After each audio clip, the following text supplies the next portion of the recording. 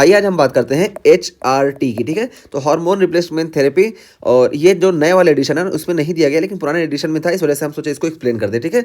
तो hormone replacement therapy, ये देखिए इसका इंडिकेशन क्या होता है, क्या किस में करते हैं, तो पोस्ट मेनोपॉजल फीमेल में करते हैं, हॉट फ्लैशेस को जो है सीवियर हॉट फ्लैशेस को ट्रीट करने के लिए, और प्राइमरी ओवेरियन इनसफिशिएंसी में इसका यूज़ करते हैं क्योंकि इसमें एस्ट्रोजन नहीं प्रोड्यूस होता है, और डिक्रीज एस्ट्रोजन डिक्रीज हो जाए, जैसे टर्नर सिंड्रोम है या सॉवर्स डिसजेनेसिस है या एंड्रोजन इंसेंसिटिविटी है, तो इन सारे कंडीशंस में एस्ट्रोजन कम हो जाता है, तो इन सब में हम हार्मोन रिप्लेसमेंट थेरेपी करते हैं। और इसमें हम मोस्टली क्या होता है, एस्ट्रोजन यूज़ करते हैं, ठीक है। तो सिंथेटिक एस्ट्रोजन यूज़ करते हैं और यूज फॉर रिलीफ और प्रिवेंशन ऑफ मेनोपॉजल सिम्टम्स। तो मेनोपॉजल सिम्टम्स को रोकने के लिए या रिलीफ के लिए इसको हम यूज़ करते हैं। तो हम बताएं कि हॉट फ्लैशेस जो है इसका एक प्राइमरी इंडिकेशन है, ठीक है। तो hot flashes, severe hot flash होगा तभी इसको यूज़ करते हैं, वैसे नॉर्मल कंडीशन में नहीं यूज़ करते हैं। तो देखिए ये हॉट फ्लैशेस क्या होता है यहाँ पे हम बता दिए हैं, जहाँ पे हम मेनोपॉज की बात किए। बस इसमें सीवियर हॉट फ्लैश क्या होता है कि जब हम देखते हैं कि स्लीप डिस्टर्बेंस हो और interfere with daily routine activity, तो इसको हम सीवियर हॉट फ्लैश बोलते हैं और इसको हम हार्मोन रिप्लेसमेंट थेरेपी से ट्रीट करते हैं। तो यही देखिए हम बताएं, only indication for post menopausal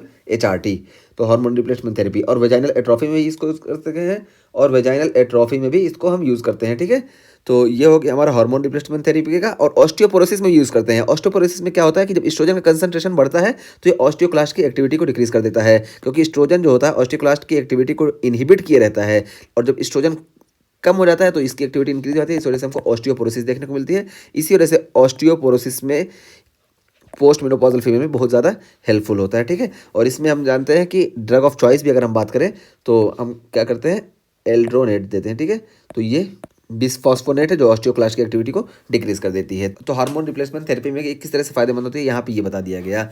और उसके बाद देखिए बताया गया कि unopposed oestrogen replacement therapy increase risk of endometrial cancer.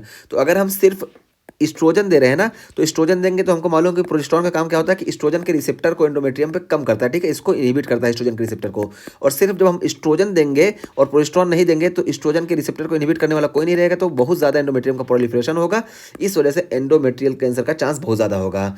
और अगर यूट्रस प्रेजेंट है तब, अगर यूट्रस ही नहीं प्रेजेंट है तो एंडोमेट्रियल का प्रोलिफरेशन ही नहीं होगा, उस कंडीशन में हम सिर्फ एस्ट्रोजन दे सकते हैं। लेकिन अगर यूट्रस प्रेजेंट है तो एंडोमेट्रियल कैंसर का चांस बहुत ज़्यादा होता है, इस वजह से हम प्रोजेस्टेरोन या प्रोजेस्टिन भी साथ में देते हैं। तो इसका हम बताएं कि एटलीस्ट 12 दिन तक तो हम इसको देना ही पड़ेगा हमको, ताकि ये जो है एस्ट्रोजन के एक्शन को कम किए रहे। तो प्रोजेस्टेरोन या प्रोजेस्टिन हम देंगे ताकि ये अनअपोज्ड एस्ट्रोजन एक्शन जो हमको देखने को मिलता है ये ना देखने को मिले। और पॉसिबल इंक्रीज कार्डियोवैस्कुलर रिस्क, तो कार्डियोवैस्कुलर रिस्क भी हमको पॉसिबली इंक्रीज देखने को मिलता है। और मोस्टली ये 60 ईयर से ज़्यादा की जो फीमेल होती है उसमें हमको कार्डियोवैस्कुलर रिस्क ज़्यादा देखने को मिलता है हार्मोन रिप्लेसमेंट थेरेपी में। तो देखिए नॉर्मल क्या होता है, एस्ट्रोजन जो होता है ये कार्डियो प्रोटेक्टिव होता है, ये LDH को डिक्रीज करता है और HDL को ये इंक्रीज करता है नॉर्मल कंडीशंस में भी। लेकिन यहाँ पे देखिए एक एक्सेप्शन क्या है कि जब हम यहाँ पे हार्मोन रिप्लेसमेंट थेरेपी के जरिए एस्ट्रोजन देंगे ना, तो ये जो है कार्डियो प्रोटेक्टिव का काम नहीं करता, बल्कि ये कार्डियोवैस्कुलर रिस्क जो है इसको और इंक्रीज कर देता है। और कार्डियोवैस्कुलर रिस्क को इंक्रीज क्यों करता है, तो हमको मालूम है कि थ्रोम्बो एम्बोलिज्म वगैरह कॉज करता है, जिसकी वजह से कोरोनरी आर्टरी ब्लॉकेज वगैरह देखने को मिलता है, इस वजह से कार्डियोवैस्कुलर रिस्क को इंक्रीज कर देता है। तो ये हो गया हमारा हार्मोन रिप्लेसमेंट थेरेपी के बारे में। अब हम बात करते हैं प्रोजेस्टेरोन के बारे में। तो देखिए प्रोजेस्टेरोन के एनालॉग्स हैं।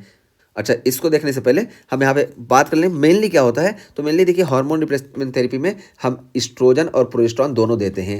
सिर्फ एस्ट्रोजन तब दे सकते हैं जब एंडोमेट्रियल एब्सेंट हो। और इसके इंडिकेशंस ये सारे हो गए। पोस्ट मेनोपॉजल फीमेल में अगर हॉट फ्लैशेज हैं, सीवियर हॉट फ्लैश, उसको ट्रीट करने के लिए, प्राइमरी ओवेरियन इनसफिशिएंसी में या किसी वजह से एस्ट्रोजन कम है तो हम यहाँ पे हार्मोन रिप्लेसमेंट थेरेपी करेंगे और एस्ट्रोजन देंगे। और अगर यूट्रस प्रेजेंट है तो हार्मोन रिप्लेसमेंट थेरेपी में हम एस्ट्रोजन के साथ साथ प्रोजेस्टेरोन भी देंगे, ठीक है। और बहुत सारी कंडीशंस है, बस यहाँ पे हमको इतना जानना है। और पोस्ट मेनोपॉजल फीमेल में ये हार्मोन रिप्लेसमेंट थेरेपी क्यों फ़ायदेमंद होती है, क्योंकि देखिए ऑस्टियोपोरोसिस और ये वजाइनल एट्रोफी और हॉट फ्लैशेस सबको ये ट्रीट कर देती है, ठीक है। तो ये हार्मोन रिप्लेसमेंट थेरेपी ऑस्टियोपोरोसिस में भी हेल्पफुल होती है। वैसे ऑस्टियोपोरोसिस की ड्रग ऑफ चॉइस की बात करें हम तो हमारे लिए वही बिसफॉस्फोनेट होती है, जिसमें हम एल्ड्रोनेट देते हैं।